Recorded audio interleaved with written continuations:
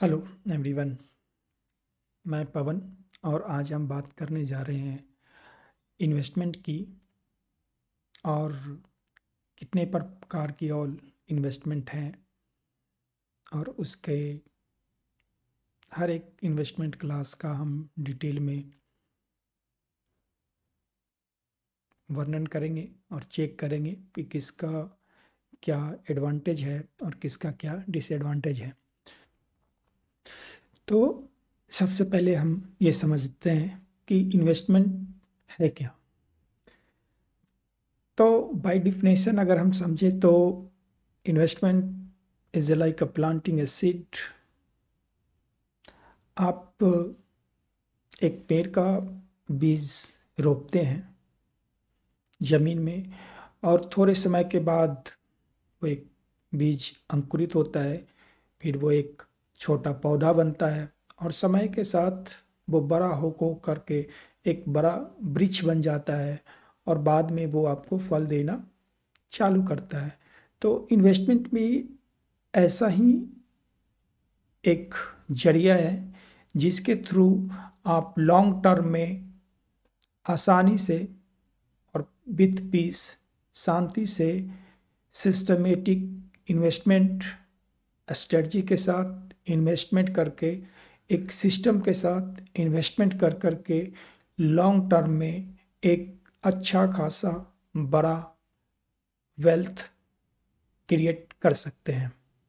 तो इसी के बारे में आज हम बात करेंगे और इसके जितने भी टाइप्स हैं ऑफ इन्वेस्टमेंट उन सब के बारे में थोड़ा थोड़ा चर्चा करेंगे, संक्षिप्त में सबके बारे में जानेंगे बेसिकली आज। और फिर आगे आने वाले वीडियोस में हर एक सेक्शन में के डिटेल में जाएंगे, हर एक एसेट क्लास जो हम देखेंगे उसके डिटेल में जाएंगे, राइट। तो मूव करते हैं और चेक करते हैं कि कौन कौन से एसेट क्लास हैं। तो सबसे पहले अगर हम बात करें तो इसमें आता है इक्विटी और वी कैन से स्टॉक्स। तो इक्विटीज और स्टॉक्स क्या है, जैसा कि आपको पता होगा कि इंडिया में बहुत सारी कंपनियां हैं like Tata Motors, Reliance, banks हैं हमारे Canara banks, SBI bank, Infosys है, टीसीएस है, बजाज ऑटो।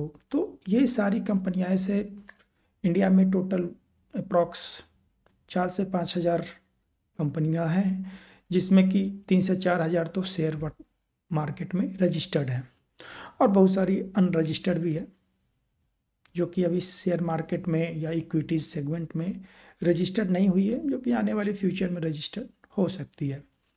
तो स्टॉक्स क्या है, ये एक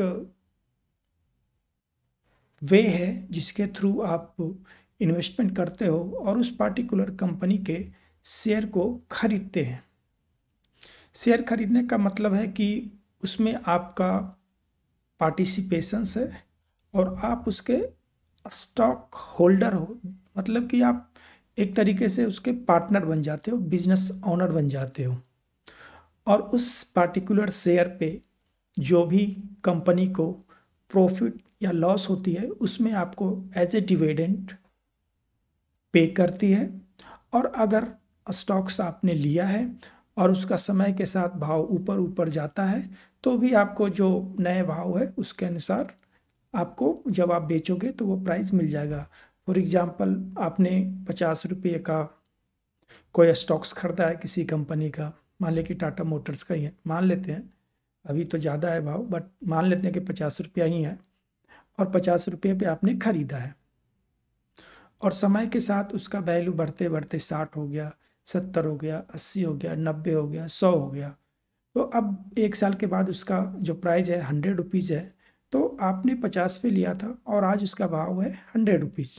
तो आपका नेट 50 रुपये का प्रॉफिट हुआ। तो अगर आप आज बेचोगे तो उस पर 50 रुपये का प्रॉफिट होकर के आपको 50 की जगह 100 रुपये मिलेंगे।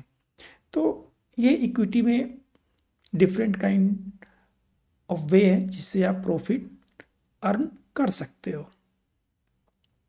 एक तो है आपका डिविडेंड, जो कि कंपनी जो भी प्रॉफिट होता है उस पर देती है। सारी कंपनियां नहीं देती है, डिपेंड करता है कंपनी टू कंपनी। कुछ कंपनियां देती है, कुछ क्वार्टरली देती है, कुछ हाफ ईयरली देती है, कोई साल में एक ही बार देती है, डिपेंड करता है। तो ये हो गया इक्विटी सेगमेंट और स्टॉक्स। इसके बाद दूसरा जो सेक्शंस, और ये काफ़ी पॉपुलर सेक्शंस है, वो है म्यूचुअल फंड। अब म्यूचुअल फंड क्या है? म्यूचुअल फंड कुछ अलग नहीं है एक्चुअल में देखा जाए तो। अब इक्विटी में क्या होता है कि रिस्क होता है। आपने 50 पे लिया था टाटा मोटर्स, वो 100 हो गया, तब तो चलो आपका प्रॉफिट हो गया 50 रुपये का। लेकिन ऐसा भी तो हो सकता है कि आपने 50 पे लिया था और उसका वैल्यू, प्राइस शेयर्स स्टॉक्स का वैल्यू घट करके 6 महीने के बाद 30 रुपये ही रह गया हो, तो 20 रुपये का नुकसान हो गया। और ये समझना आम लोगों के लिए, जिन्होंने इक्विटी और मार्केट टेक्निकल और फंडामेंटल एनालिसिस नहीं की है, उनके लिए थोड़ा मुश्किल है कि कब इसका भाव ऊपर जाएगा और कब उसका भाव नीचे आएगा। तो उसका एक सॉल्यूशन है म्यूचुअल फंड। अब म्यूचुअल फंड क्या है कि यहाँ पे जो बैठे हुए हैं, म्यूचुअल फंड का एक फंड मैनेजर होता है जो कि वो फंड देखता है। फंड देखने का मतलब क्या है कि कौन सा स्टॉक्स खरीदना है और कौन सा बेचना है, उसको नॉलेज है इस चीज़ की। उसके पास या तो फंडामेंटल टेक्निकल नॉलेज है या टेक्निकल एनालिसिस का नॉलेज है। अगर आपको फंडामेंटल और टेक्निकल के बारे में नहीं पता है तो उसके लिए एक वीडियो मैंने बनाई है, वो आप जा करके चेक कर सकते हो चैनल पे। और उसके बेसिस पे कौन सा स्टॉक्स खरीदना है और कौन सा बेचना है वो फंड मैनेजर को पता होता है, जो कि आम आदमी के लिए, अगर आपको नॉलेज नहीं है, आपके पास वो स्किल सेट नहीं है, तो ये थोड़ा डिफिकल्ट होगा और आपको नुकसान हो सकता है। तो म्यूचुअल फंड एक तरीका है जिसमें आप म्यूचुअल फंड में पैसे लगाते हो और वहाँ पे एक फंड मैनेजर होता है, जो कि फंड मैनेजर अगेन वो इन्वेस्ट करता है तो इक्विटी में ही, लेकिन वो अपने प्रॉपर स्ट्रेटजी के साथ इम्प्लीमेंट करता है। तो उसमें जो रिस्क है वो आपका कम हो जाता है, और जो रिस्क मैनेज करना है वो फंड मैनेजर है, and that fund manager is capable of handling all the risk. तो कितना लेना है, कब लेना है, कब बेचना है, ये आपकी टेंशन नहीं है, ये म्यूचुअल फंड की टेंशन है। और उसके अलावा ये डाइवर्सिफाई भी होता है, कई तरह के म्यूचुअल फंड भी होते हैं, तो उसके बेसिस पे वो सारा रिस्क जो है वो मैनेज करते हैं। हाँ, थोड़े टाइम के लिए म्यूचुअल फंड में भी नीचे जा सकता है। अगर इक्विटी मार्केट पूरा ही नहीं चला, निफ्टी पूरा ही नहीं चल रहा है, सेंसेक्स ही नहीं चल रहा है, पूरा का पूरा मार्केट ही डाउन ट्रेंड में है, तो म्यूचुअल फंड में भी आपका टेम्पोरली या शॉर्ट टर्म के लिए नीचे जा सकता है। बट फिर भी जो फंड मैनेजर होता है उनको बहुत आइडिया होता है और वो आपके रिस्क को बहुत हद तक मैनेज करते हैं। तो ये हो गया हमारा सेकंड क्लास। तीसरा है ईटीएफ। अब ईटीएफ को हम एक तरीके से कहें कि ये म्यूचुअल फंड का ही एक भाई है, एक्सचेंज ट्रेडेड फंड। बट दोनों में डिफरेंस है। म्यूचुअल फंड में बेसिकली फंड हाउस होते हैं जो कि मैनेज करते हैं, फिर ईटीएफ जो है एक्सचेंज ट्रेडेड फंड होता है, ये भी उसी तरीके के होते हैं। और ईटीएफ भी, कहने का मतलब कि म्यूचुअल फंड और ईटीएफ का लगभग जो बेस फंडा है वो सेम ही है। इसमें भी आपका डाइवर्सिफाई होता है। अगर निफ्टी ईटीएफ है, लाइक निफ्टी भी है, आईटी भी है, निफ्टी भी है, तो ये निफ्टी के सारे स्टॉक्स में जो भी अच्छे स्टॉक्स है उसमें इन्वेस्टमेंट करते हैं। आईटी भी है, तो जो आईटी के स्टॉक्स हैं उसके अंदर सारे इन्वेस्टमेंट है। निफ्टी के ईटीएफ हैं तो निफ्टी के जो भी स्टॉक्स है बैंक निफ्टी के, उसमें वो इन्वेस्टमेंट करते हैं। तो ये सेक्टोरियल होता है, कुछ थीमेटिक भी होते हैं, थीम बेसिस पे होते हैं। लाइक जो स्मॉल कैप के ईटीएफ होते हैं, जैसे स्मॉल कैप का म्यूचुअल फंड होता है, वैसे ही ईटीएफ का भी स्मॉल कैप का म्यूचुअल फंड होता है। मिड कैप का म्यूचुअल फंड होता है, उसी तरीके से मिड कैप का ईटीएफ भी होता है। The benefit of ETF is कि इसमें एक तो चार्जेस कम होते हैं, म्यूचुअल फंड के रिस्पेक्टिवली जो चार्ज होते हैं वो इसमें कम होते हैं। और उसके अलावा आप इसे कभी भी स्टॉक्स की तरह खरीद सकते हो और बेच सकते हो ड्यूरिंग मार्केट आवर। मतलब जब मार्केट चल रहा है तो जैसे आप एक स्टॉक्स को खरीदते हो और बेचते हो, वैसे ही आप ईटीएफ को भी खरीद सकते हो और बेच सकते हो। तो इसमें आपका म्यूचुअल फंड में क्या होता है, अगर आप बेचते हो तो आपको एंड ऑफ द डे जो नेविगेशन और जो वैल्यू रहता है वो मिलता है। आपके पास ट्रांसपेरेंसी नहीं है कि कब बिका और किस प्राइस पे बिका। आपको एंड ऑफ द डे जो भाव है वही मिलेगा। बट ईटीएफ में आप दिन में जिस वक्त आप बेचोगे या जिस वक्त आप खरीदोगे, उस वक्त जो उसका भाव चल रहा है वो भाव मिलेगा। तो ये कुछ बेनिफिट्स हैं। सॉरी। तो बट ईटीएफ में आपको थोड़ा नॉलेज होना चाहिए कि कहाँ पे स्टॉक्स, कहाँ पे ईटीएफ खरीदना है। आपके पास एक ब्रोकरेज अकाउंट होना चाहिए, उसी में आप खरीद पाओगे।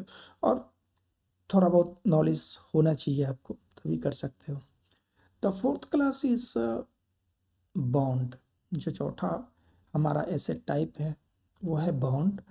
और देखो, ये जो तीन थे, इक्विटी, म्यूचुअल फंड और ईटीएफ, ये तीनों के तीनों एक दूसरे से रिलेटेड थे। मतलब इक्विटी तो है ही, और इक्विटी पे डिपेंडेंट था हमारा म्यूचुअल फंड, और इक्विटी पे ही डिपेंडेंट है हमारा ईटीएफ।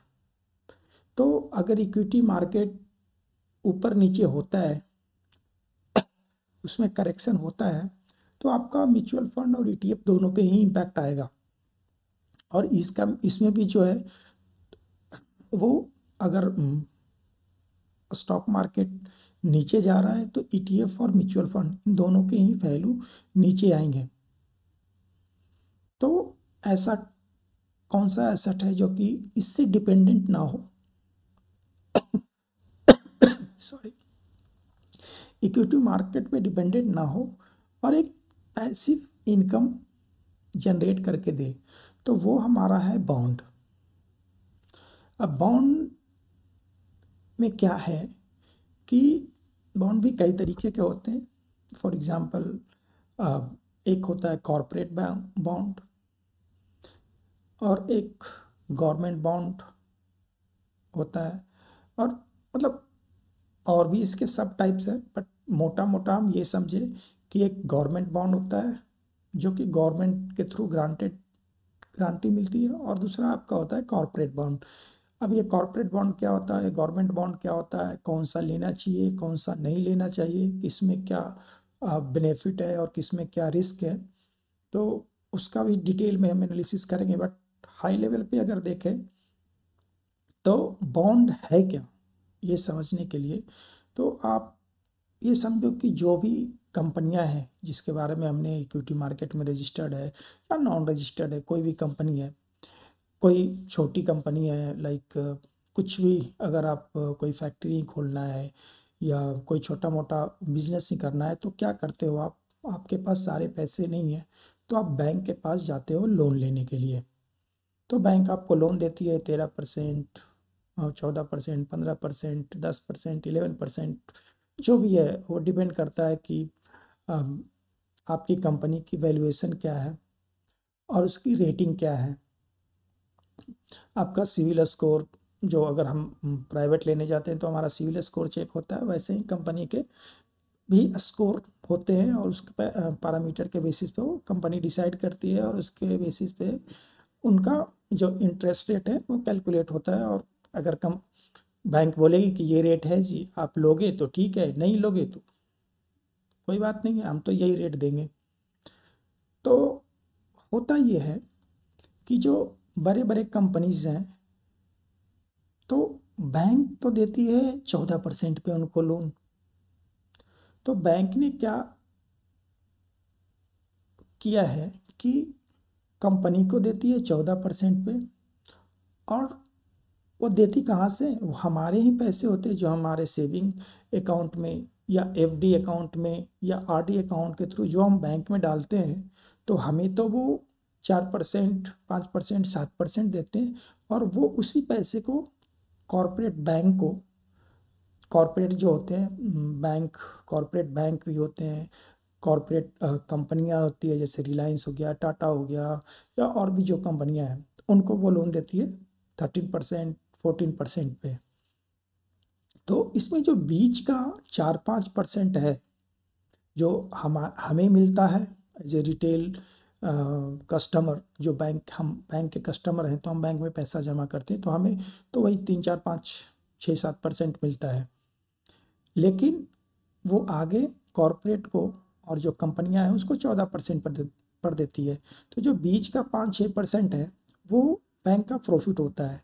तो इसको रिजॉल्व करने के लिए, इसको बचाने के लिए होता क्या है कि कंपनियां जो है वो बोलती कि चलो, मुझे तो 14% देना है बैंक को और आपको मिल रहा है 7%, तो मैं आपको, आप मुझे लोन दे दो एज ए रिटेल, मतलब बैंक को साइड में करो, और आप मुझे दे दो, और मैं आपको 10% दूंगा या 11% दूंगा। तो आपका 2-3% बढ़ रहा है। अगर एफडी में आप डालते हो तो आपको 7% मिलता है, यहाँ पे आपको 10%, 11% मिल रहा है। और जो कंपनी है उसको 14% की जगह 11% पे लोन मिल जा रहा है। तो ये बॉन्ड का फंडा है। तो और ये डिपेंड करता है जो क्या रेट होगा, बॉन्ड का इंटरेस्ट रेट क्या होगा, ये उसके जो स्कोर है, किस ए होता है, A++, ट्रिपल A, B-, तो ये उनकी कैटेगरी होती है, रेटिंग होती है बेसिकली हर कंपनी की। और क्रिसेल्स और अन्य रेटिंग एजेंसी हैं जो कि उनको रेटिंग देती है, उसके बेसिस पे वो डिसाइड करती है कि आपका क्या रेटिंग है, और उसी रेटिंग के बेसिस पे वो इंटरेस्ट रेट देते हैं। तो और इसमें भी कई टाइप होते हैं, लाइक अगर आप का 10% इंटरेस्ट है, और अगर आप 1 लाख रुपए का बॉन्ड में इन्वेस्ट करते हो, बॉन्ड में इन्वेस्ट करते हो तो बेसिकली आपने कंपनी को लोन दिया है। तो आपको अगर 10% है तो साल के आपको 12,000 का इंटरेस्ट पेमेंट होगा। अब वो डिपेंड करता है किस टाइप का आप बॉन्ड ले रहे हैं उसमें। कुछ में मंथली रिपेमेंट होता है, कुछ में क्वार्टरली भी होता है, और कुछ में आपका ईयरली भी होता है, और कुछ है जो कि सीधा मेच्योरिटी पे ही आपको मिलेगा। तो ये डिपेंड करता है कि आपने किस तरीके का लिया है। बट ओवरऑल देखें तो ये एक फिक्स्ड इनकम क्लास है, पैसिव इनकम है। इसमें आपने एक बार डाल दिया और आपको मंथली या क्वार्टरली, ईयरली जो भी है, जो आपका टर्म है, उसके अकॉर्डिंग आपको पैसिवली मनी आपके अकाउंट में क्रेडिट होता रहेगा। इसका इक्विटी मार्केट से बहुत ज़्यादा क्या कुछ लेना देना नहीं है। ये आपका फिक्स्ड इनकम इक्विटी मार्केट ऊपर जाए नीचे जाए, उससे बॉन्ड मार्केट को कोई फर्क नहीं पड़ता है। तो ये एक अच्छा एसेट क्लास है जो कि पैसिव इनकम आपको क्रिएट करके देता है, राइट। लास्ट हमारा है रियल एस्टेट, जिसको हम आज कवर करने जा रहे हैं। तो रियल एस्टेट के बारे में तो सारे लोग जानते ही हैं। आपने कोई घर खरीदा है, आपने उसे रेंट पे दिया है, तो आपको एक तो रेंट का इनकम आएगा, और दूसरा है कि आप वो जो प्रॉपर्टी आपने ली है, समय के साथ उसका वैल्यू भी आपका बढ़ता जाएगा, तो वो उसमें आप प्रॉफिट करोगे। मैंने तो इसमें दो इनकम हो गए, एक आपका पैसिव, एक तरीके से बोले तो ये बॉन्ड और रियल एस्टेट दोनों जो है पैसिव इनकम का स्रोत है, जिसके थ्रू आप पैसिव इनकम आप क्रिएट कर सकते हैं। आप लाइक बॉन्ड में भी आपने 20 लाख रुपया डाल दिया है अगर, और 10% के हिसाब से भी देखें तो 20,000 का पर मंथ का आपका इनकम जनरेट अप्रॉक्स हो जाएगा। और एक तरीके से कहें तो 20 है तो अ, साल में 20 का 10% कितना हो जाएगा, 2 लाख रुपया। तो साल में 2 लाख रुपये हो गए आपको। तो लगभग वही 18 से 20 हज़ार का मंथ पड़ेगा अप्रोक्सीमेटली मेरे ख्याल से, अगर 10% का होता है तो। कॉर्पोरेट बॉन्ड होते हैं वो 5-6 कुछ कुछ जो गवर्नमेंट बॉन्ड होते हैं वो 5-6% पे भी होते हैं, कुछ 7% पे भी होता है। तो वो डिपेंड करेगा आपका। तो जैसे बॉन्ड है आपको पैसिव इनकम देता है, वैसे ही रियल एस्टेट ही आपने एक बिल्डिंग खरीदा है या ज़मीन लिया, उसमें आपने बिल्डिंग बना दी, उसमें रेंटिंग का इनकम आ रहा है, तो हर महीने आपका जो भी रेंट है वो एक पैसिव इनकम हो गया, जिसमें आपको कुछ करना नहीं है। थोड़े बहुत मेंटेनेंस तो करने ही पड़ेंगे आपको, बिल्डिंग है तो, बट आपका इनकम आता रहेगा। और रियल एस्टेट में दूसरा बेनिफिट है कि समय के साथ जो आपने प्रॉपर्टी ली है उसकी वैल्यू इंक्रीज होती है, तो आपको एक बार उस प्रॉपर्टी पे भी प्रॉफिट हो जाता है। तो थैंक यू, आज के लिए इतना ही। अगर आपको वीडियो पसंद आया हो तो लाइक एंड सब्सक्राइब जरूर करें।